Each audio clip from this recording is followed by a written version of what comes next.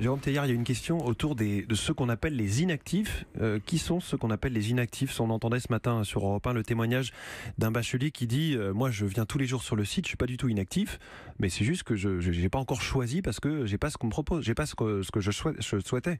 Alors, moi, je veux redire la différence que l'on a fait. On publie tous les chiffres, donc tout le monde peut les constater. Nous avons proposé à l'ensemble des candidats qui étaient sans proposition, depuis les résultats du baccalauréat, donc le 6 juillet, nous leur avons proposé d'être accompagnés. Nous leur avons proposé aussi des opportunités nouvelles de places disponibles à travers la phase complémentaire qui s'est ouverte depuis le 26 juin.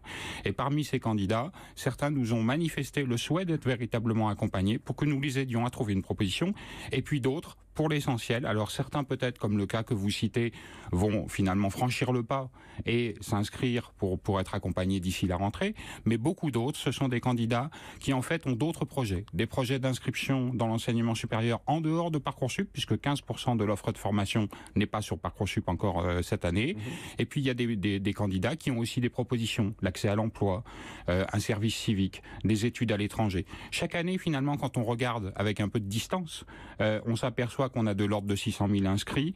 Donc le fait d'avoir, à partir des 800 000 du mois de mars, 600 000 aujourd'hui qui sont fixés pour la rentrée, finalement on est dans l'ordre de grandeur traditionnel. Donc ces candidats-là, pour l'essentiel, en fait, ils ont d'autres projets. Déjà, ils ne nous l'ont pas dit et on peut le comprendre. Vous les contactez? Mais nous les avons contactés. Vous les contactez comment d'ailleurs? Nous les avons sollicités, en fait, des messages. Vous savez, la messagerie. Des mails, des messages, des mails. Et puis ils ont aussi des contacts à travers le numéro vert qui a été disponible tout l'été, à travers la messagerie contact. Mais vous n'êtes pas sûr qu'ils lisent les mails, parce que c'est pas le moyen de communication privilégié des 17-18 ans en fait, la différence, c'est que vous venez de me citer un cas en disant je regarde tous les jours ma messagerie Parcoursup et mes contacts Parcoursup. Oui, mais tous les médias nous disent les candidats sont angoissés, donc chaque jour ils regardent. Eh bien, nous on constate qu'effectivement, si chaque jour ils regardent, ils ont eu des messages très précis à plusieurs reprises, et nous les avons invités.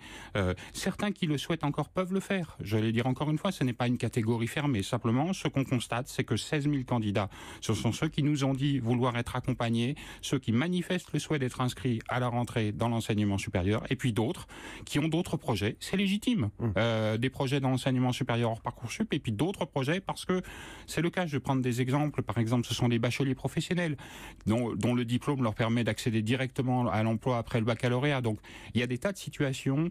C'est assez traditionnel. On est dans l'ordre de grandeur des autres années.